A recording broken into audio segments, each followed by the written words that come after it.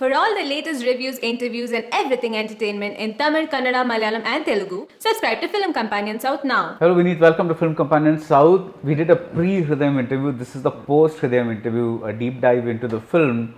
Would it be safe to say that your favorite food is sambar sadam? Sir, I like sambar sadam, but my favorite food would be mutton biryani from anywhere in Tamil Nadu. In Tamil Nadu. Okay, because this film, Sambar Sadam is practically a character in the first half. You know, it's like it's like that old lady is making it, and you know, there's like when Kalyani comes back into the movie, he's like, you have to eat that Sambar Sadam, kind of a thing like that. But seriously speaking, why did you name the movie Hridayam? Because you know, when I first heard that name and saw that it was one man and two women, the automatic assumption was Triangle. that it's going to be a love story or a love triangle. Yeah. But that's not. This is a coming of age movie. Yeah. So, what made you say Hridayam is the right title? Sir, I thought about too many titles, and it was all getting specific, and it was not interesting.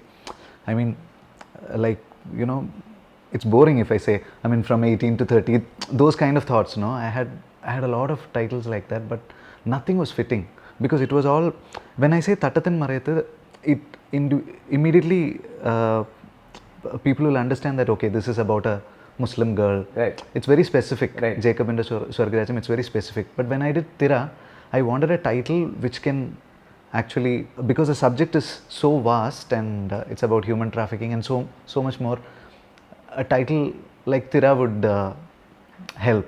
Priyan Uncle's films, Priyadarshan's films had a lot of titles like these. I mean, Chitram, Kilikam. It'll be about the feel of the film, not anything specific. So, at some point, I felt that if I titled it Hridayam, people would connect, because that is the kind of connection that the people should have with the film also. Right. You know, they should see it with a, not in an analytical point of view, but through their heart they should see the film. And the biggest thing I had was if this title is available, because it's so simple, anybody can take it, anybody can register it. But when we inquired in the film chamber, nobody had taken it. Wow. So I was lucky. Yeah, but it is in a way a love story, because it is a love story between Vineeth Sreenivasan and Chennai. That's there, right? Yeah. I mean, all these incidents, in some way or the other, you've either seen or experienced yourself or something like that, right? Yeah. I really like Chennai. I mean, if there is any place in Tamil Nadu which I like more than Chennai, it will be Kumbakonam. I mean, I have shot 2 films in Kumbakonam, Right. Vadakan Selfie and Aravindan Adadigal. If there is an airport there and some good schools there, I would easily shift to Kumbakonam. But Chennai, I came to Chennai in 2000, and this city is magic for me. I mean, if I go to Kerala and if I ask somebody how's life, they'll say Korpula. Korpula. Even if it's good, that is the answer that you It's get. a standard answer. Korpula means... No, that's what I mean. I know the other thing, but you're saying that that's what everybody says. Yeah. But if you go to a tea stall in Chennai and you ask them how's life, super poetic, they'll say. That's the attitude, that's the positivity that the city has. Okay. And I've felt it so many times through my life in Chennai. Yeah. Okay. The first half begins with a train pulling into Chennai, and the interval point is a train pulling out of Chennai. Yeah. That was always your structure? Yeah. First half, as it is, was like a film for me. Yeah. It's like 2 different films. The first half was one film, and the second half is another film. First half, I wanted it to be, because it's in the campus, there is so much more dramatic moments, so much more events, and there are always a lot of characters in the frame. Second half is more like the feel-good cinema that people would expect out of me. I mean, it's after college, and most of us are, you know, most of our lives are limited with limited number of friends, Right. half the time we are in the apartment and hardly anybody with us, and so that's the thing I had in mind. Okay, life, however life has shaped up, I'll just follow that.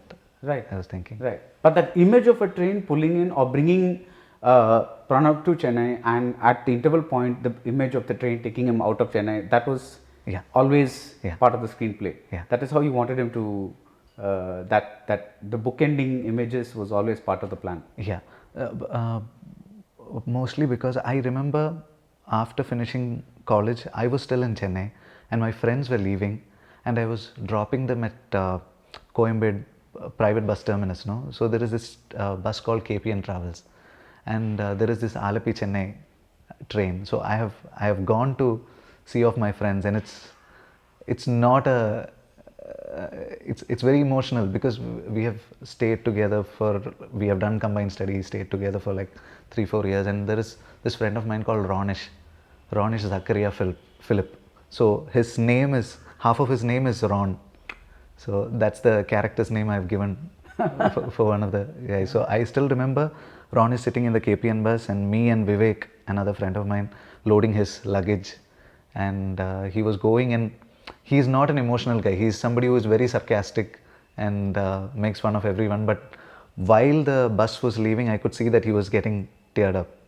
And yeah, so I remember these things. Yeah. Right. Now, on the surface, this is a fairly simple movie, right? Because in the sense of it's a series of episodes from a man's life, a young man to a like early middle-aged or middle-aged man kind of life. That's the structure of the movie. Yeah. But the way you and everything is a bit of a cliche, right? Because we've seen it earlier. Yeah. We've seen college fests earlier. We have seen freshers ragging earlier. We have seen first crush in college earlier. Yeah. But you always give a twist. For example, in that ragging scene, there is that wonderful addition you have where this guy's who will be a future musician. He's kind of he has his headphones on, and therefore he cannot hear the ragging. But then he comes out, and then he drives them away, and then after that also you have a punchline saying that Mallus are most afraid of English, like kind of a thing. So you give a tweak to every cliche situation, so to speak. You take that and you make it your own. How hard was it writing the screenplay? Because you know that all these situations we found other places also. How hard was it, like, to say, I want to keep this I don't want to keep, this I want to keep, this I don't want to keep? While I was writing the film, I've told you before also, I have these voice notes which I had recorded for 2 years. So before writing every scene, there is a competition that happens with the voice notes. Okay, I know there are some good stuff in the voice notes, but then I want to write something which can be better than this. Right. So with every scene, I'm competing with these voice notes. Something better than these voice notes should come out of the scene. And always, my father has told me this, it's always great to have different kind of characters in the frame at the same time. You don't have to follow any structure, but if there are characters with different behavioral patterns, it's always great. And there is one guy who is getting beaten up, there is another lean guy who is punching him, and then someone else walks in and this happens. And I was very intimidated by English when I came to Chennai, because I studied in Kerala for until my 10th, and I came here. And in Kerala, I studied in an English medium, but if you try to talk in English, every other friend of yours will make fun of you. It's considered a show off. Like, if you come in your own car to school, that's it, you're done. So that's the kind of crowd who were around me. So I have never spoken to anybody in English, and when I came here, I was not able to understand what people are saying. When they say obviously, I'm going and checking the dictionary. What is obviously? So it was like that. So this is the case with a lot of Malayalis who has studied in Kerala. So I know that they'll get the humor. So yeah, basically it was like competing with the voice notes that I had. Right. Something better than those voice notes should come with every scene. And sometimes the characters, they had shaped up in such a way that they'll start speaking. You'll feel that they are speaking to you. Yeah. And you just have to write everything. Right. And a lot of my favorite writers also, Ruskin Bond, and there is this writer called Vaikom Muhammad Bashir. Yeah. Vaikom Muhammad Bashir and P. Kunjaraman Nair, Kavida Kalpadagal. I mean, these are the writers who will talk about the most simple things, but we know that there are a lot of complexities and hidden layers inside their writing, but on the surface level, they make it very simple. So that's the kind of inspiration. Even my father and Lohidada sir, they all do this. They simplify the surface level and if you go inside, there is a deeper thing to everything. Right. So some incidents they play out fairly short time, and some are longer incidents. Did you feel like having like some incidents also seem to rush by like a memory? At any point in the writing, did you feel okay? Let me have fewer incidents, but each incident I will talk about in a little more detail, like show in a little more detail, because now you have both flavors. Yeah. Did that ever strike you? Like, will people register this because it's going by a little too fast? Did that doubt ever come to you? I was always worried about that, sir. The thing is, before doing the scene order, when I heard all the voice notes and I made a rough scene order, it was like 2 films. I had the content for 2 films. And so many characters from that scene order is not there in the film now. Like Dilish Potan had a role in the film and it was chopped off even before writing. Kani Kusrdi had a character and all these characters are not there. I mean, I haven't even written them. So for me, Hridayam was much bigger than this. Johnny Chetton's character, Johnny Anthony's character was much more detailed. And there is this instance where he knows that his daughter is in love with him and he wants to know about this guy. So he comes to, they are settled in Trivandrum and he comes to Cochin and stays with him for a few days and to check out how the guy is. And his business is dealing with surveillance cameras. So he's always like that surveillance guy around Arun. So there were so many details like this. But I had to trim them even before writing them. Right. So for me, the Hridayam that is now, it's a much shorter version of what I previously had. And even on the screen, the short scenes that you have are intentionally short, or sometimes did you have to edit them into slightly shorter versions? Yeah, we had trimmed in between the scenes. We couldn't chop off. I mean, there was this scene between Kedar and Darshana where after she slaps him, he kind of manhandles her inside a studio, and we shot it and Ranjan called me after the schedule was over. I'll show you something. And he called me and I was watching the film and it seemed like someone else's film. It was too dark and he asked me, is this your film? No, it doesn't seem like my film. What are you going to do? I'll do a phone cut. I don't want this. And then we changed that scene and that is the only scene we reshot. Okay. And that was the only scene that was chopped off from the film. A couple of sub scenes also have been chopped off. Other than that, whatever we shot is there in the film. No, I'm saying you didn't trim it by editing or something like that. It's all short trimming. Okay. Short trimming and... That is within the shot itself? Within the but the scene is there. The shot is there. Yeah. Okay. That's amazing actually. Yeah. It was a big task, but I had my editor, Ranjan Abraham. I mean, he has edited all Lal Joseph's films and CID Musa in 2020 and Classmates and everything. So such a prolific man, such a senior. So getting into a darker space, because anyway, I'll really get into a dark space later on because I have questions about the Darshana character. Okay. But for now, I want to ask a question. You know, the first time that Arun sees Darshana, she's like upside down. An image. The image of her it's an upside down image. And the first time, like Arun sees, at that time I didn't register. I mean, I didn't think much about it. But then later, when I saw the introduction of Kalani's character in the middle of the wedding, it was like in a crowd. Like she's conforming to like a very, she's in a crowd, part of a crowd. She's always be like the crowd mentality will be with her kind of a thing, rather than an idiosyncratic, slightly different woman kind of image. That is, later I said, okay, you can read the scene like this if you want. Did you write the scene like that? So I just thought that the leading lady should have a nice way of landing into the film. That's all. Okay, you didn't think of this one at all. Right? After, I mean, when I thought of the name Darshana, I had this thing in mind that it's Darshanam means catching a glance. Right. So it's just that relationship is just that. I mean, it's love at first sight. It's not deep. I mean, it doesn't go anywhere. So that's why I had that name. And Nitya means constant. Yeah. And it's forever. So that is the only thing. Right. Like that for particular characters, I had these Maya is an illusion. Yeah. It doesn't exist. That relationship Yeah. barely exists. Yeah. And Pratik was derived from Pratik Kuhad, Yeah. who is a Bollywood singer and an independent Right, musician. right, So right. like that, for names, I had certain things in my head. Right. But introduction, I thought, see, Arun, I didn't have to give him any kind of embellishments in his introduction because he's the lead himself and he's taking the story forward. But for the other characters, it's good to have a proper landing and everything. Everything, So yeah. I didn't think beyond that about. Right. But do you ever, when writing or when filming, do you ever think in terms of visual metaphors? Sometimes. Does that interest you at all? Yeah, sometimes. Yeah. There was one particular shot that I want to take, but I couldn't do it because the actor was not available that day.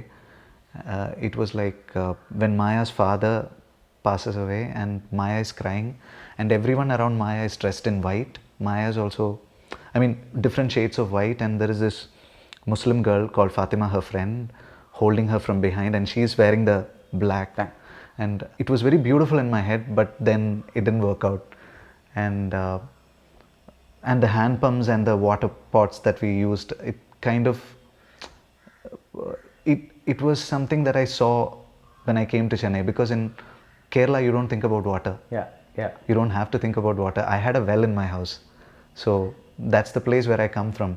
And here people are struggling and fighting for water. So these sounds of the hand pumps, I studied in SPOA, so there is MMDA colony and all these places, and everywhere you hear these sounds.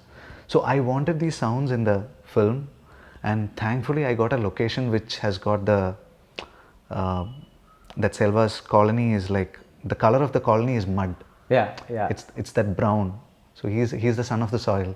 So things like that. I mean, not exactly metaphors, but No, they are visual metaphors because they kind of symbolize something that if you want to, you can take it that way. If you don't read it that way, you can still have it. yeah. So When he's seeing Lechupati once again.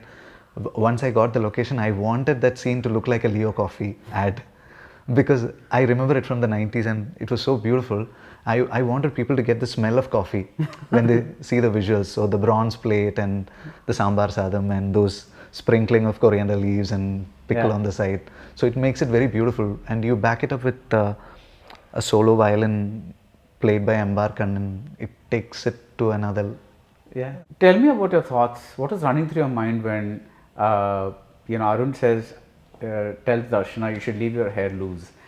Is it just because something that occurred to you because you saw Darshana and because she has curly hair, naturally curly hair, or was it already part of your screenplay? Sir, I have always thought that women look better in Loose hair? loose hair. Okay. Yeah, I mean, my wife, I always tell her, I've told her this in college also. I mean, we had this college bus. We had all these names for college buses. So I was going in this bus called Pamini.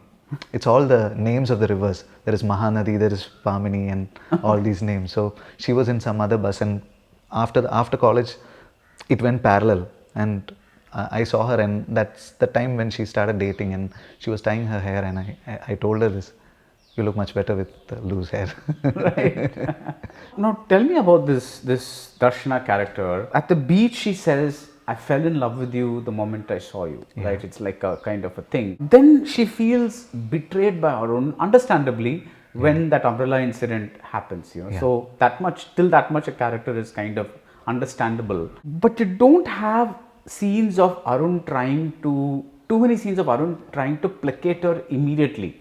Instead, you give this very odd but very understandable scene of him taking porn and going to the into the bathroom to masturbate. It's perfectly in character with a person of that age, but it's also a very curious scene to have at that point. Instead of like what is going on in his mind at that time, and why is she so unforgiving? When I was writing it, I felt that she feels that there is more truth to it than he's saying it. I mean, he's saying that he just went and sat in the park bench, and I felt that she felt that there is more than that, and not just that, the fact that he is lying to her, and that's something that she wouldn't take. And I always saw Arun and Darshana as similar people. I don't know if it communicates through the film. When I was writing the film, I felt that they are similar people, because they go through extreme emotions. When they are in love, they are they're like deep in Yeah. love, and when they're angry, they are going to the other extreme. And both of them are confused about their life at various points. And when one person is confused about his career or his professional life, he goes to the other person. Similarly, when she finally has a cold feet, and maybe not cold feet, she's thinking about a lot of things about the future, and she's going to him. So they are like especially for marriage, yeah. yeah. So they are like these people who are very similar but can't be a couple. That's what I felt when I was writing it. But I don't want to underline that, because different people are having different feelings about these characters. So I don't want to say that it's like that. I mean, I saw a lot of reviews about Darshana, and people are picking sides with each character. So it's beautiful. It's nice, yeah. It's playing in their head differently. Yeah, But yeah. when I was writing it, I felt that they are similar people, and they'll go to after the breakup, both of them want to hurt each other. So they are those kind of people. And when they have an argument also, that's what they do. I mean, she pushes it to the limit that she tells him that I'm going to date another guy and kiss him 100 times in front of you. And he says that I had this with the other female, and all those things. No, they just want to hurt each other because they feel extreme emotions at the same time. Right, and there's this scene also with Kedar when she tells Arun, like, yes, I know that Kedar is an idiot and a womanizer and all that, and he's a bad guy, but don't think you're any better. You know, that part really, like, that was a fantastic scene for me too, because it's like Arun thinks he's done a good thing by saving her and you know, like, from such a guy, and like doing that, but then he expects, maybe he expects, like, thank you for doing this or something like that. But instead she tells him, don't think you're better than him. That was a fantastic thing for me, because it was like, it really, like, wow, okay, that was a fantastic insight into her character for me, that she was still holding on to that anger. You know, like after that time, it was like that anger kind of is holding on to her, which is why that railway station scene confused me a bit, because or a little before that, because when they're doing that group study with Selva, the character played by Kalesh Ramanan plays that character, like with the the underprivileged people all studying together and doing really well and all that kind of stuff. These guys go and join them, and then she hands him a book, and Darshana hands Arun a book and things like that, and it's like you feel that she's mellowed down, that older anger is kind of like it's not there anymore. But then you also don't get a sense that, you get a sense that, okay, her anger has come down, but you don't get a sense that the love is still there. And so when she does what she does at the railway station, which is to kind of say, had I forgiven you then, or something like that, I forget the exact line, but would we still be a couple? That really stunned me. Tell me about a Graf. He almost cheats on her. She's angry. Then that anger continues for a long time. By the group studies time, the anger mellows down. And what? That love never goes away. No. I think she was madly in love with him. But she was more angry. It's like, I felt that she's a chip of the old block. I mean, like, if my parents' generation, they express love very differently. They get angry, they say all sorts of nasty things, but there is deep love inside. So I felt that she's a little bit old school, and I always thought that Darshana's father is somebody who's working in the integral coach factory, who settled in Chennai ages back, and there is a certain kind of behavior that she has imbibed from her parents. And I mean, all these things are not there in the film, but I had these things in mind.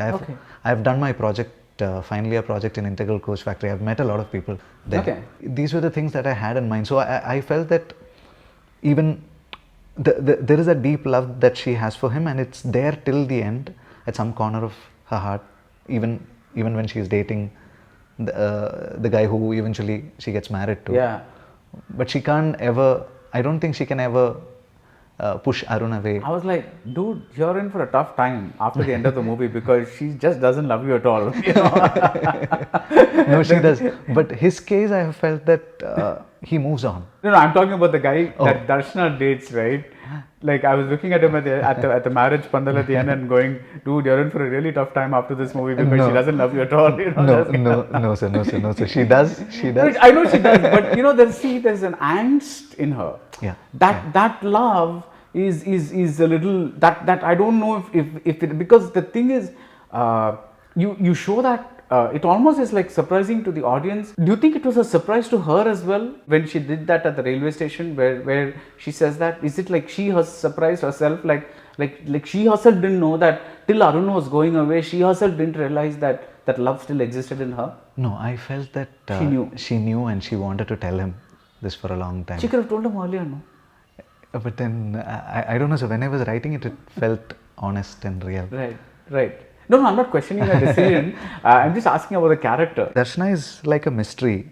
I mean, while I was writing the second half, I knew that she is disturbed when she is in Arun's house and the night before the wedding and she leaves and all that. But only when I was writing it, I found out the reason for it. That iron box, it all came while I was writing it. Right. I didn't have any idea about that before. But you had an idea that she was still in love with him. Yeah. I felt that she's still in love with him. Okay. There is this part where after this Darshana's rejection, Arun turns into a rebel kind of guy, and then suddenly turns over a new leaf when he moves out, lives with some very disgusting flatmates, and then comes out and comes out of that phase. Did you have that phase? I didn't have that phase, but all of this have happened. You've happened, okay. No, so at that point when that rebel thing, because it's like obviously it's like, oh God, I love this girl, I screwed it up myself, right? It's like that feeling is going to produce a lot of angst in somebody. Yeah. So that rebel phase is perfectly understandable, but again, your approach is why I think so many readings are happening, because see, normally, let's take Arjun Reddy, right? Something happens and that one thing becomes the whole thing throughout the movie. So you're never in doubt about the love or the angst or the fights or this thing, because like you said, they're both he's also like all mad and she's also mad in a way, like madly in love, right? Both of them are. Yeah. So you kind of get that arc, a kind of a thing. Or take Karthuviride, right? When at the beginning itself, after Karthi realizes even a small bit that okay, I'm kind of falling for this girl, there's a scene where he tells her, let's not have this, let's not get into this, in the chemistry will not work out. It's like he senses it could be dangerous. That we're too, like, this is not going to think, because he knows himself. But because here the scenes are all like suddenly there's a love scene, a ragging scene, or something else scene, something else. Rather they are moments, like vignettes from his life, like memories. Because it's like that. I didn't see the full arc, which is probably why so many people are reading it in so many ways. Because if you explain that whole arc of Darshana, then people would figure everything. Then people would know everything. She's not. There's no scene where she's actually telling a friend that did I do the right thing? Should I have forgiven? I think I'm going to call Arun and forgive him. And then the friend says, no, don't do it, or something. There's nothing like that. So we don't know at all what she's feeling at that point. We just feel her anger. So we know her externally, but we don't know her internally that much. Was that decision intentional? I've seen it in films, sir. I mean, if you look at Richard Linklater's films, Boyhood and Dazed and Confused and all that, he doesn't explain everything. Right. But you can figure out the characters by yourself. From your experiences, everyone will have certain conclusions about characters. So I've seen that work also. It has worked for me. So I was not very doubtful about it. I mean, it's like you're reading a novel. Right. I mean, when you read good fiction, I mean, you have different interpretation. I mean, what I feel from an O.V. Vijay novel won't be the same for you. So it's like that, no? So I felt people would derive their own conclusions. Okay. See, it's understandable that after Arun and Darshana's breakup after that incident, it's understandable that they kind of want to say, what, you think you're the only girl, or you think you're the only guy, and she finds Kedar and he finds Maya, and they kind of move on. But again, because they both are thinking of the other person. Is that right? And that's what I thought. But I'm saying, like, why didn't you have even one scene which kind of, because of that one reason, you said, if I explain that or if I show that, then the audience will understand, or rather will think of it only linearly. I want them to kind of Yeah. not know these characters that well. Yeah. You I wanted mean, that. It'll play out differently for different people. That was the main yeah, aim. I felt yeah, that. Yeah. yeah. When you read novels, that's the kind of That's feel what that you you said, need. yeah, Right? yeah, yeah. The writer shouldn't put out everything. Yeah, there's a beautiful scene where you think Arun and Maya are getting back together. Actually, the whole film is full of beautiful scenes, but this is one of my favorite. He's saying, "I'll drop you." Arjun and Darshana and Arjun, I keep confusing between Darshana and the names of the characters and the name of the actors, but I hope you understand. But just then he gets a call from Maya, Yeah. and he says, "She needs me now." Yeah. And he goes there, and you combine the grief of a girl who's lost her father with another level of grief of her realizing that this boy actually doesn't really love me. Yeah. Yeah. You know, I thought that was beautiful because it was like he's trying to be there, he's trying to be the good guy, but she also realizes that he's being my friend more than anything else. He's not really loving me. Yeah. The way that he loved Darshana. That scene was so beautiful. What made you want to combine both these elements at that particular point of time? So for the longest time, it was really hard for me to keep that scene because everybody in my team were questioning that scene, that Maya's episode. They were like, there are 2 subsequent deaths happening, and I mean, why would she ask this question when her father is dead? And I can't explain things to people because it felt honest and real for me. Yeah, it feels honest and real. Yeah. And I didn't want to chop that scene off, and Right. I had hard time explaining to my crew that no, this will work, and they were like, no, it's not working. So from the scripting stage itself, when I was narrating it to my executive producer and my friends and everybody were like, there is one death and there is immediately another death. So I had to really carefully work on that scene. Yeah. And when I shot also, my cinematographer Vishwajit, he told me, this is the most real scene that we have shot. And it was like kind of a relief for me. Even at the edit table, people were telling me, no, we shouldn't keep this. But somehow, my editor, it's because of my editor. I mean, when she asked that question, no, Darshana's nature wala, nee enna eppoyengilum nature, have you ever loved me like that? You love Darshana? Yeah, and he says, I'm sorry. Actually, that's what we shot. Yeah. And my editor told me, let's mute that. And my editor, my EP, told me something is not working out there. He wouldn't say, I'm sorry, because it's like cutthroat. So then we muted that dialogue and we extended we sustained the shots a little bit more and we focused on their eyes. Yeah. And it changed everything. And once she pushes him, the editor kept the sustain on the character, Maya. And it changed everything, basically. So we had a hard time figuring out how to do that scene. Yeah. Right, because see, the thing is, even when like you said, everybody takes their own interpretations, right? It's like a kind of a thing. The way I saw that scene was also because you know how a person feels about you from the way they embrace you, or the way they touch you, or the way they look at you, or the way they hug you, whatever it is. It's like it's like you want something, but you know that's not coming back to me, the way I want it's it. It's a bad space to be. It's a bad space, and also at that time I thought she's so heightened in terms of sensitivity because a really bad thing has happened to her, and all her senses are like she's just seen that shirt and her father's shirt, and she's like crying and all that kind of stuff, and she wants a real tight hug kind of thing. And he's probably giving her Machan, all will be okay kind of thing. And that's when she kind of realizes, oh my God, this is the second death that's happening today, which is like the death of my relationship. That was. So you put it so beautifully. Yeah. I mean, I felt that she really wanted to know what's left in her life, who is going to be honest with her. Right. She wants genuine relationship, not the thing that she had until then. So, Right, yeah. right. Now, when Darshana tells Arun at the train station that will we be still together, I love one thing about it. I loved another thing also about it. The one thing I loved is most people, because that's such a high point, and people are waiting to see, oh my God, will these two get together back or won't get together, right? It's like, yes, Kalyani is waiting and all that kind of stuff, but at least at this point, what's going to happen? And because there's a high point, you expect to cut to interval at that point.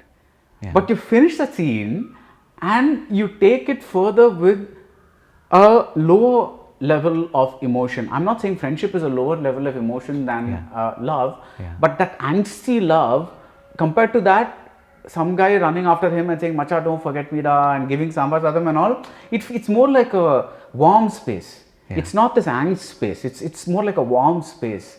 Yeah. So you actually dial down the emotion a bit before you get to, and then you say interval point or rhythm, whatever it is. Yeah. Yeah. Why did you want that gap? So when I was studying in SPOA, for every vacation I would go back to Kerala, and I'll be at home. And that time, when you are at home, everything is neat, clean.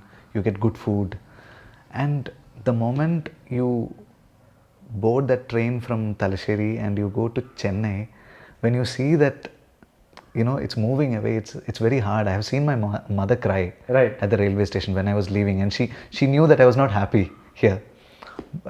So I remember how I felt back then, and it's, at this point of time, Arun is saying goodbye to Chennai. He's not saying goodbye to his friends. Yeah. I mean, relationship is one thing, but saying goodbye to all your memories, the place that you have fallen in love with, the place which made you, that's harder, no? So I felt there is more honesty and more truth in keeping the interval block there, rather than just at the Darshana point.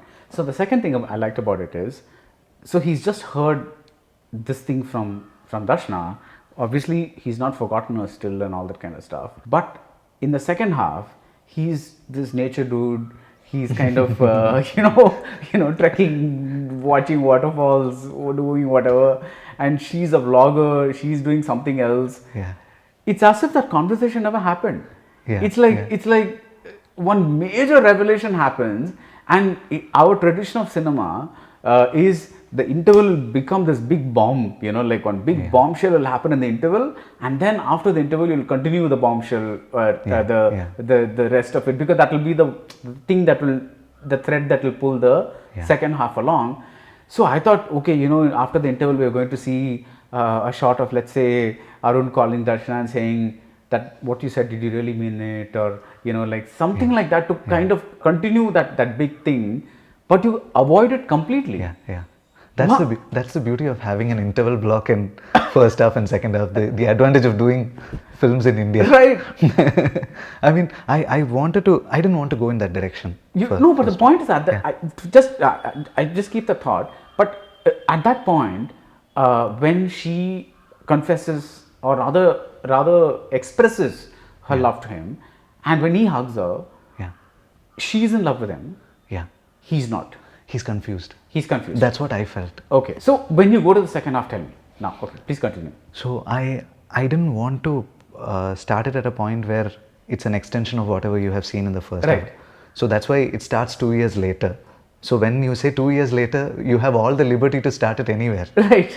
Like in the first half, we see Tamil Chelvi when he's doing third year, and after that you see her only when he's doing fourth year. So 1 year has passed.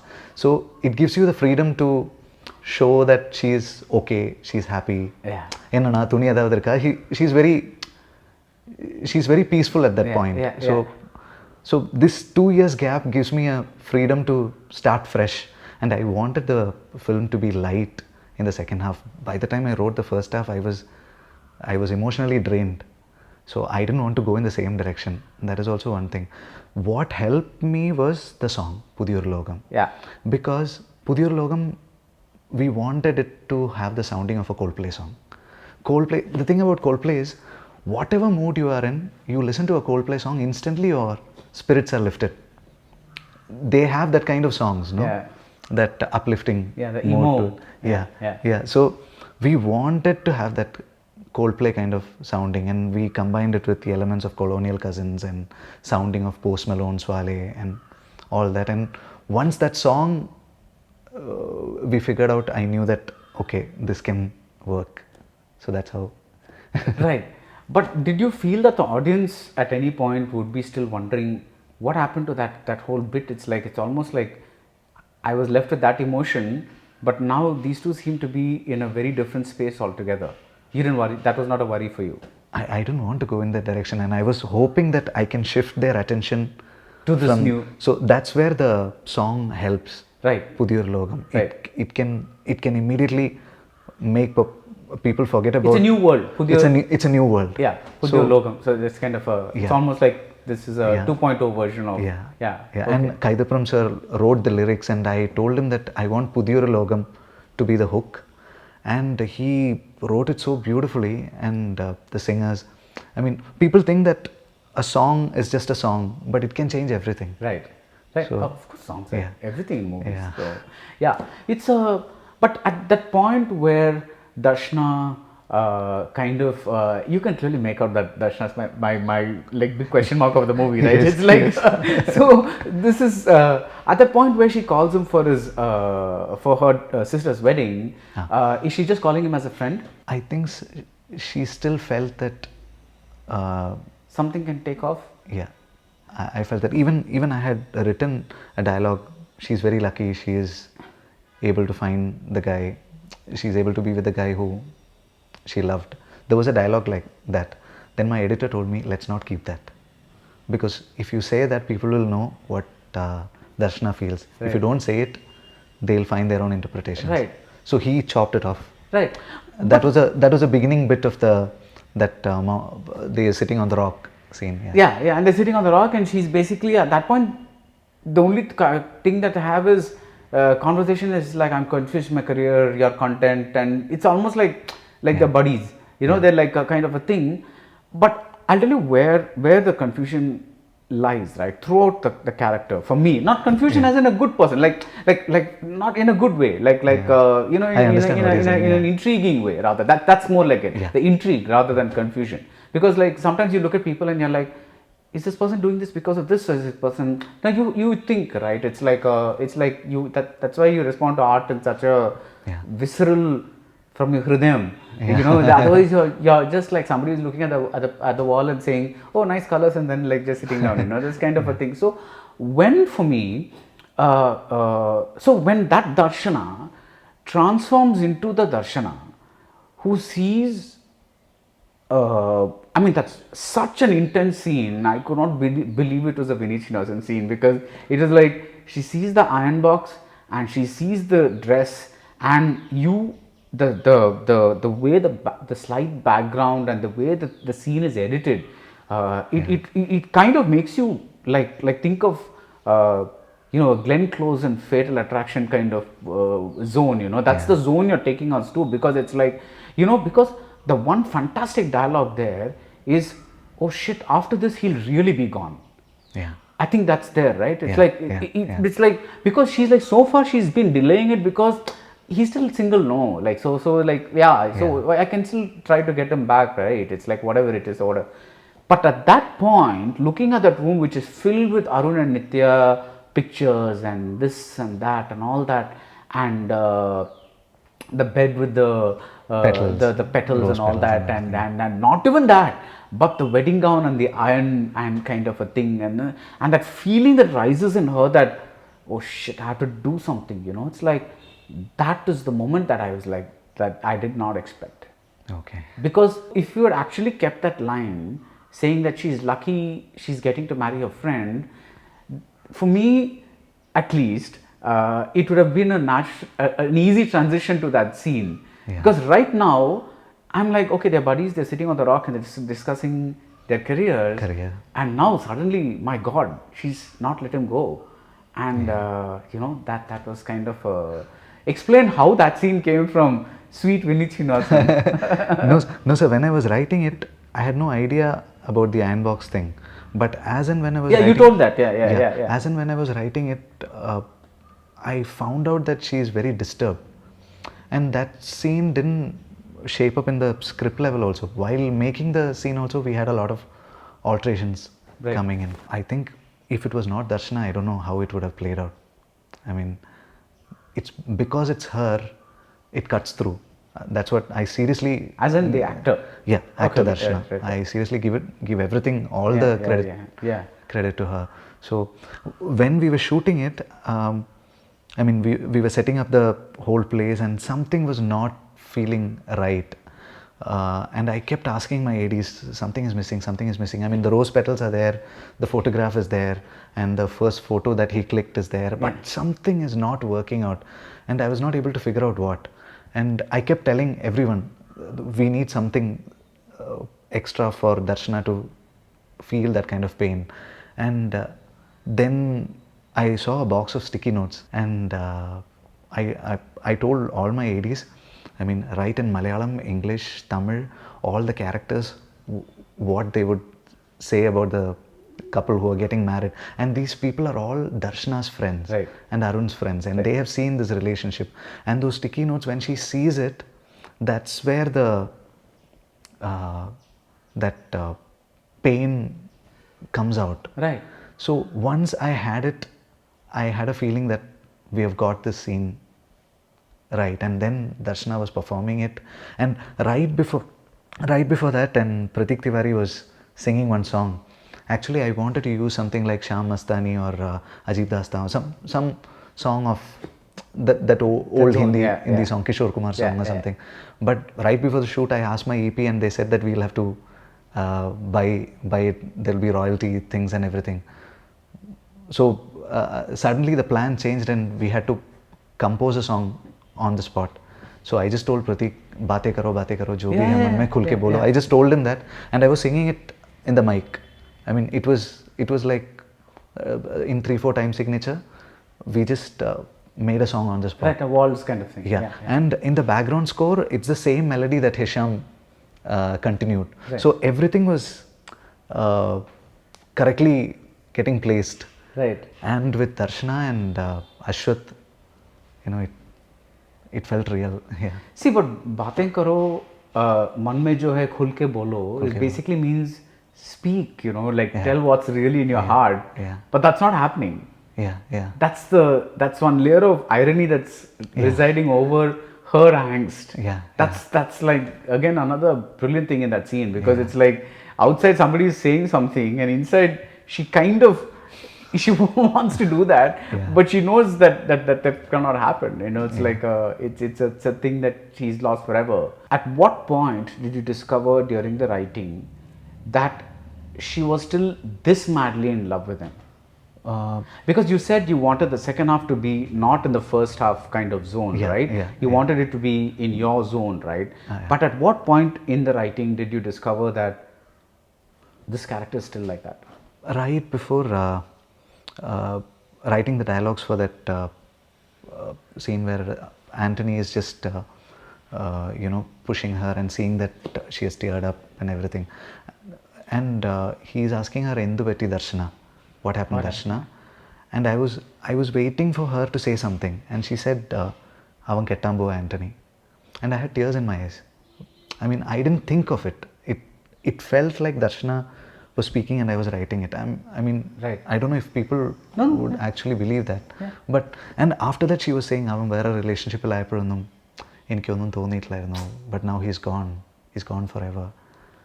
And I just wrote all of that. And the only thing I added was, മനസ്സുകൊണ്ട് അവന് വേണ്ടി പ്രാർത്ഥിക്കുന്നവർ മാത്രമേ ഇവിടെ അവൻ്റെ കല്യാണത്തിന് ഉണ്ടാകാൻ പാടുള്ളൂ. That's not Darshana. That I wanted it to conclude. I wanted her to be a good person at the end. So there I had I came there, and everything else Darshana spoke. I kept thinking about one thing, and but again, before that, I have to ask you about the Aju Argi scene. You believe in destiny? Sir, a lot of times it has happened to me.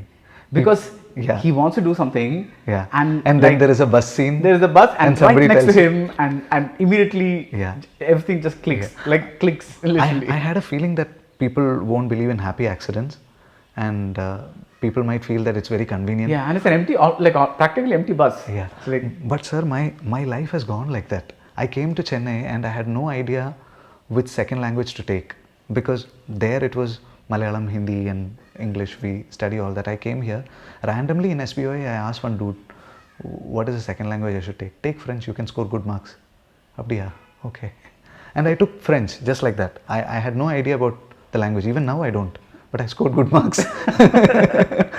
And after Malarvadi, my first film got released, I wanted to travel somewhere, and I was sitting at the airport, and I met this man called George S.A.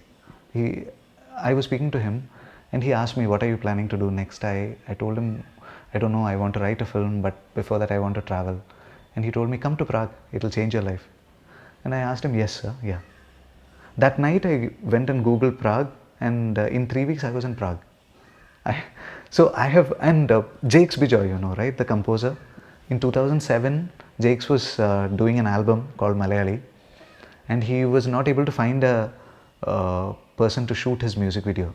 So he was sitting in the car, he was trying different people, and he told me, why don't you direct the music video for me? I'll direct, huh? Yeah. Oh, okay. That's how I have jumped into everything. I have jumped first and then figured out right, how to do it. Right. So, yeah. Right. So now Arun is having it really easy, right? Because everything has clicked, and from then on he finds Nitya, he finds this thing, everything happens easily in his life kind of till the end, right? Because now all the angst in him has settled, he's kind of become the sweet Vineeth Sreenivasan character, and he's kind of going there.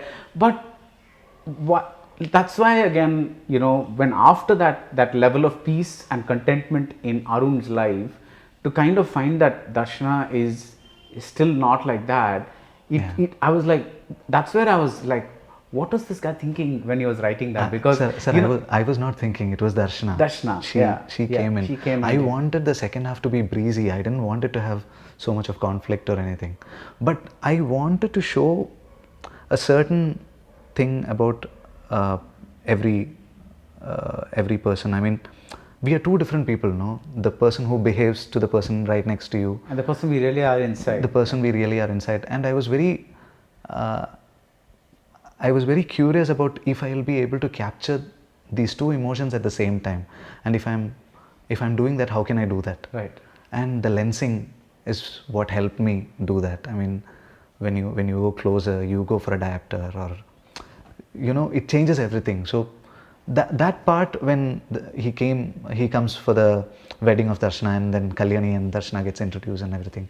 So there I could explore that. Other than that, I didn't want any kind of drama or conflict in the second half. I wanted it to flow like a river. A river with one big peak in the middle, with an iron box on top of it. Yeah. I mean, it's not, if you look at the principles of screenwriting, it's wrong. I mean, the way Hridayam is written, it's all wrong, but it felt right. No, I think it feels right. See, I'll tell you why. Because exactly like what you said, right? Because just because you don't see a behavior in a person, it doesn't mean they don't have those thoughts inside them. So that I'm actually reacting so much simply because the film took me by surprise at certain points, you know, because that Maya scene is a great scene, you know, where she breaks up with the Arun, because that's like, that's the last thing you expect. That scene is over. Her dad has died. Over. That's it. That's like, how many emotions will you place in a scene? You know, there's one thing, dad has died, but then that scene just, you take it to a second point, and it's magical, because it's like she's using the memory of one man and kind of erasing slowly this, like it's magical. Similarly here, when Darshana, like the last thing you expect is, oh, they're sitting on a rock and they're talking about their careers, and suddenly, wow, she's got these feelings still inside her that like hits you by surprise. But I just felt that the one thing that I differed from you, and I kind of think, is because I feel that most of these people who are in angst, right, and who are unable to get over a relationship, they take time, or they kind of, because it's a very intense kind of thing. somehow he has gotten over it. Somehow his travels or his whatever's or whatever helped him, maybe he went to a yoga retreat or something like that. I don't know, because 2 years later, anything could have happened, right? It's like anything could have happened. So he's cool. He's like, now he's firmly in the Vineeth Sreenivasan universe. He's like, met Kalyani, all that kind of stuff.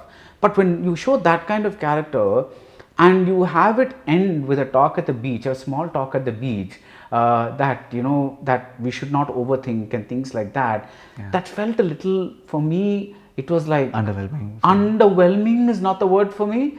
I feel that would not have done it for her. Okay. Not underwhelming, because you're recreating their original beach scene, where that beautiful scene where they first embrace and all that kind of stuff. I mean, that's what you're doing, right? It's like the same beach scene is happening. But it's like, now I'm like, is that enough for her? Because given the depth of her feeling and given what we've just seen, is that going to be enough for her to convince herself that I can carry on? Even I don't think so, sir. I mean, she would still have baggages in her head, in her mind. But we haven't shown that, no? Yeah. We cut there, and then next day is Darshana's wedding. And maybe if she has a beautiful life, because she also says that the person whom she gets married to is a lovely person, and marriage changes everything. Right. It changes the equation. It changes your beliefs about relationships also. I mean, for me personally, when I was dating Divya, it was more complicated, and when we got married, it became very simple, because we were always together. We could figure things out. So maybe that would happen in Darshana's life also. Right. At that point of time, when he says things, I don't think she is completely convinced. So you are right about that. Even I feel that. Yeah. But and later, and he's not giving her a solution also. No? Yeah. She asks him, "Ninte life la nadanna pole ennum ende life la nadanillengalo," and he says, "Nadannille ninte karyam poka." He makes it a joke, and she laughs, and there are no answers. Yeah. Life is like that. No? Yeah. You don't have answers for everything. Right. You take the plunge and then see what happens. What happens. Okay, enough about Darshana. Okay, let's talk about Nitya, Kalyani's character. Yeah. How do you see her? Give me her character bio. I don't know. I felt Is she okay? I'll give you, and then you can correct me if you cannot. Yeah. I feel she is a nice, sweet, uncomplicated person who pretty much doesn't overthink things, and is kind of she understands that people come with baggage, but she's like, don't let that take over my life. Yeah. How do you see her? I felt that there are these people who have these progressive views about life, but that's not who they really are, and they aspire to be that. So I felt Nitya is somewhere in that space. I mean, she knows about right and wrong, and she knows about, she asks, right, angana phone check cheyna moshale, but then she wants to check it. So she is that kind of a person. I mean, she's not very complicated, I felt. I mean, when I was writing also, whatever she's feeling, you're able to understand. There is nothing more than that. Yeah. And she's madly in love with him.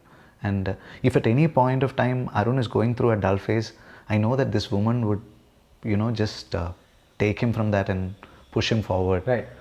For a person like Arun, that can happen anytime. But this woman is solid, and she can take care of her life, and she can even take care of Arun. So very, very capable, very sorted, and so that's what I felt. So when there's this beautiful mirror scene, echo scene, which I think I mentioned in my review also, where when he lies to Darshana, at the first point when he almost cheats on Darshana, he kind of, his first instinct is to lie, because at that point he's not yet a mature guy. He's just like, okay, I don't want to lose her over this stupid thing. Anyway, nothing happened. His mind is making up all these excuses, right? But at the end, when Darshana calls him and he's with Kalyani, he tells, I'm just going out with friends. But the minute he steps out of the door, his conscience won't let him do that. Yeah. He has to go back inside and says that.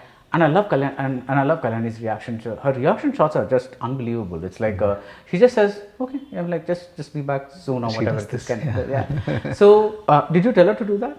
Yeah. Okay. My wife does that. When he's already sorted like this, at that point where he has a son and the boy is born, why does he call Darshana? Why is she the first person he want to tell about like the birth of the thing? Doesn't he know in a way that this could mess her up in a way or something like that? I don't have an answer for this, sir. I haven't figured out why he calls Darshana, but when I was writing it, I felt that he would call Darshana. Okay. I have no logical explanation to Right. it. And somewhere I felt that Arun is always seeking validation from Darshana, and he wants her to be part of the important moments of his life. Right. I mean, he beats up Keda because somewhere he's seeking validation from, look at me, I'm a good person. He's trying to say it without saying it. Right. And I'm not as bad as you think I am. Right. Somewhere I felt that he looks up to Darshana. Right. He feels that she's a better person.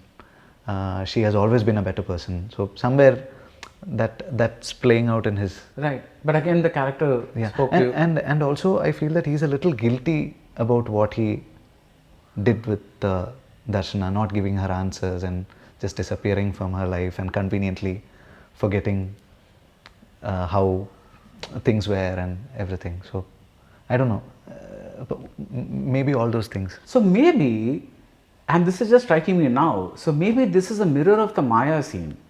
See, Maya, when a very intense emotion thing happened to her, that's when another revelation kind of happened to her about Arun. Here similarly, it's almost like the mirror of that, because he's so intensely emotional and he does something the audience just doesn't expect. I don't know, it's like... Sir, if you had told me this before the interview, I would have said this. No, because you could see it like that. But tell me, the music of course is fantastic in the film, but in that particular scene, when he's so high, he tells her like the joy and all that he's feeling, but the music is sad. There's a melancholic kind of a thing, and some instrument from the Sarod Sarangi family is playing, which is always sounds like somebody is dead. It's like in Doordarshan days when somebody died or something like that. That is the kind of instrument and the sound that you would hear. Like why that sound? Why that hint of melancholy? I always felt that that hospital scene is the purest scene in the film. It's the purest emotion that a person can feel. So we wanted that particular scene to have an instrument which you wouldn't hear in any other scene. So we kept discussing, Hisham and I kept discussing what could we bring here, and finally we figured out that maybe we can try Dilruba, because Dilruba is an instrument which was used in Uire Uire. And it's the same family. That's actually Dilruba. And Urvasi also it comes.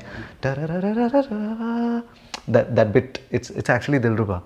And we had this band called Elfe singing the chorus vocal harmonies at the back, and I really like Desh Rag.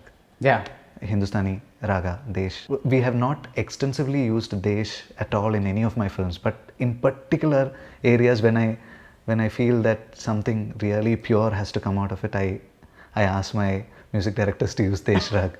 So I asked Hisham, can you use Desh Rag here? And this Dilruba player Saroja ma'am, she came, and very senior musician, and she started playing in the higher octave. And the higher octave of Dilruba is just pain. There is no middle ground. Right. I mean, it's like sadness, pure sadness. It doesn't work. But when you play the same melody in a lower octave, the mood changes. Right. It's melancholic. And she played the right notes also. And we took a lot of bits and we just arranged everything in such a way that it's not too painful, the right amount of pain, and all the guitar backing and chorus portions really helped. Right. It was just right. That was a background. It's like Om. It's the purest form of chant. So that is representing what? Arun's what? What is Arun feeling with that music? What are we interpreting Arun's? I think Arun is reborn Okay. Yeah, that's something that Alphonse Putran told me. Okay. I mean, before I had my child, I was speaking to Alphonse and he told me, the moment you hold your baby in the hospital, it's your rebirth. From that day, everything is from day one to Yeah. the rest. Yeah. Yeah. So that thing, that's why that hint of melancholy, that it's Yeah. kind of That, yeah. Is Ambisham one of your favorite films? We see it on that wall of the... I really like that picture, sir. Kamal sir's picture. Anbeshwam, I really like the film. It's not one of my favorite films, but Yeah, because I just asked you because on that wall you see the image, right? somebody came to paint and I asked him what all you can do, because we had to do it really fast and we had the set only for that apartment only for 2-3 days. So I asked him, what can you do? I need Ajit sir, definitely. So that was guaranteed. Deena was the film which was very popular back then. So I told him I want Ajit sir's image somewhere, and then you figure out. And he showed me a few things that he can do really well, and I saw Anbe Shivam and Just kind of a thing, yeah. Have you had no bad experiences in Chennai, Vineeth? Because everybody's nice, everybody's one community, everybody's helping each other. Again, I'm not like this is, see, everybody has a zone, right? Like if Sanjay Leela Bhansali has a zone, you can go to him and ask him, are there no bad looking people in your film or whatever it is? But it's his world. That's how he imagining his world. So it's valid. So again, it's not about the validity of the situation, because cinema, I don't believe cinema should be real. I think that's a horrible way to evaluate films, saying that, oh, there's no reality in this film. That's a very stupid and horrible way, because otherwise I want your version of the world, right? Now I don't the real version of the world I'm seeing all around me. I don't want to see that. I want to see how Vineeth sees the world. But has Vineeth never seen ugliness, in human ugliness in Chennai? we all see, right? Sir? Right. But why, you didn't want any of it in this movie, Apart apart from Kedar. Yeah, I'm a little idealistic when it comes to my films. I want everything to have an aspirational quality. Right. So that you feel that, okay, life can be so much better. Yeah. Your behavior can be so much better. Your thinking can be so much better. By the end, when you walk out of theatre, you feel that you can be a better person if you... I mean, I have felt that when I saw Sudani from Nigeria. Yeah. When I saw Sudani from Nigeria and when I was walking out of the theatre, I was thinking, maybe I should respect water more. And maybe I should be a better friend. So films have that kind of impact on you, no? So somewhere, if it has that aspirational quality, it's nice, no? Yeah, because even with college, sometimes, most times after we graduate from college, the first 1 or 2 years you're still friends with a lot of people, but after some few years it shrinks. Yeah. And the initially if there were 20 people, now you're basically in touch with 5, or if like you said 2, 3, but I'm saying 5, 6, maybe whatever it is. Okay. So even that, it's like everybody's united all the time. Everybody can contact anybody all the time. They go and help people, and it's like I guess that's what you're talking about, that aspirational quality. It's like. But if you look at it, he is only close to Anthony all the time. Akhil Satin, he asks for help. Yeah. Akhil Satin is always giving him bikes, cars. There is that friend whom you can ask for all that. So Akhil Satin is just that. But Anthony is confident. Confident. Yeah. And I guess this aspirational quality is also what you're making Selva do, because it's like he's trying to improve his community and the people around him and his society and that kind of, maybe a little bit of that seeps into Arun. Which is why in the 2 years that we didn't see him, something of that, came into him. I don't know. It's just... No, the thing is, with Selva, I have always felt that, I've seen that also. I mean, both the states, Kerala and Tamil Nadu, are the states where students from the middle class have literally changed their lives because of the academics. I mean, they go to a professional college and 4 years later, they are in MIT. They're all over the world studying in, the best of universities. That happens a lot with Tamil students and Malayali students. I felt that more with Tamil students, because here there is a pressure to do that IIT thing and coaching, and I mean it's bigger than what happens in Kerala, and they all have changed their lives forever. I mean, so many of them who is from the lower middle class upbringing, my friends itself, they are now settled in LA. Some of them are working with these German automobile companies and everything. So I've seen this life. So Selva could be anywhere if he was alive. Yeah. Tell me about there's actually one melancholic character in Chennai, that cycle guy who made films and failed. Yeah. What made you feel you wanted that character in your film? Because till then we're kind of seeing mostly, I don't know, like good things happen, right? And here's a guy whose life is a complete failure, and he's kind of carrying on. Yeah. What does that tell, Arun? So for the longest time, I didn't understand. I had this vision. I had this image in my head. I mean, Maya is pushing him away, and he's going and sitting with a cycle tea seller. Yeah. So I had this image on a rainy night after breaking up with Maya. He's sitting with a cycle tea seller, and I didn't know why I kept seeing that image, and I felt that it's not necessary, because once Maya's chapter is over, the voiceover can take over and take it to the final year and farewell and everything. It fits perfectly. But I kept seeing this image, him sitting with the cycle tea seller. So I didn't understand why it was crawling back to me. And one night, that cycle tea seller started speaking. I mean, I saw that image and he started speaking, and everything that he spoke, I recorded on my phone. And then I understood why it was bothering me, because I have seen these people in several places. Like, there is this studio called Rian Studio in Cochin, and I have seen one person sitting in the reception area who was a producer once. Yeah.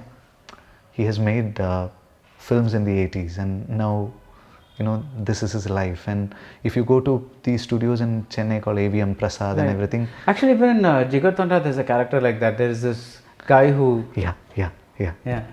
So you see these people when, I mean, I have sung a couple of songs for Raja sir, and when I went to Prasad studio, I have seen these kind of people. They are always around the studio. Maybe they were very proficient in doing something in their time, but they're always around there, finding out who's the singer, who's singing, and what is the instrument that's going to be recorded. These, you know, really old people, graceful people, and all these images are there in my head. Maybe that would have inspired, but it was basically, I kept seeing that image of him sitting with a cycle tea seller. And cycle tea sellers are like the image that you see in Chennai everywhere. Right. No, I'm asking, is it like it's just a casual conversation that they have? It's like two broken people. Okay. Yeah. Okay. I felt it's that. Yeah. At that point, he wanted somebody to kind of. Somebody who has experienced more pain. Yeah. And who has surpassed all of that. That's fantastic. Yeah. I mean, that's not how I thought when it came. Once I wrote it, I figured maybe this is why I wanted it. Yeah. Finally, let's talk about Arun. When they go to that secret alley, he the first time they go, he says, "I don't think I have anything to say." Yeah. That's a very deliberate moment, right? Because at the very least, he could have written all the best and said Arun or something like that. Yeah. But you're kind of, you know, it's like you're just leaving him blank at that point. It's my intrusion, sir. It's sorry about that. Not sorry, but I'm saying, but again, just like the train image that kind of bookends the thing, this one is just the pre-interval and the last scene, the secret alley, whatever happens, is basically Arun's growth. Yeah. That's what the thing is. What does he write at the end? I forgot. It's like thank you for making me who I am. Yeah. My wife wrote that, actually. I had written something else which was not nice, and she read the script and she told me that it doesn't make sense. Then I asked her, what should I write? Write thank you for making me who I am. That's for the college. Yeah. So actually, this secret alley, I've seen something like this in the US. In 2011, we went there for a stage show.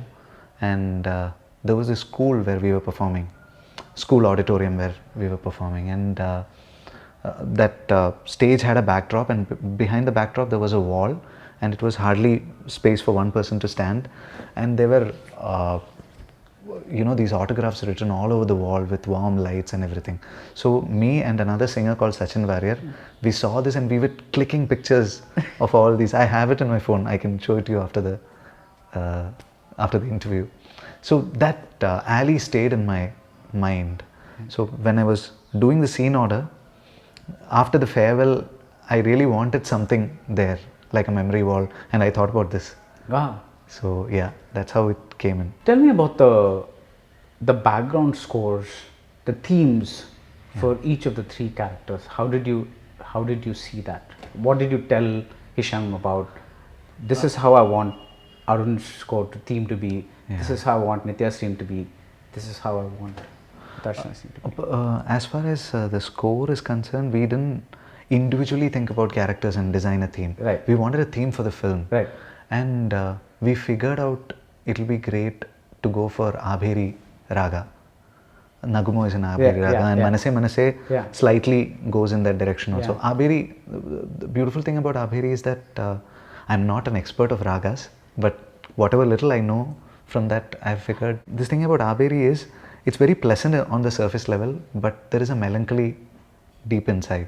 So it can evoke that kind of, it can evoke nostalgia. Nostalgia, okay. So we wanted that theme to have that kind of a musical root. Right. But when Arun starts living with Nithya, it's all happiness. So we went for Rag Durga.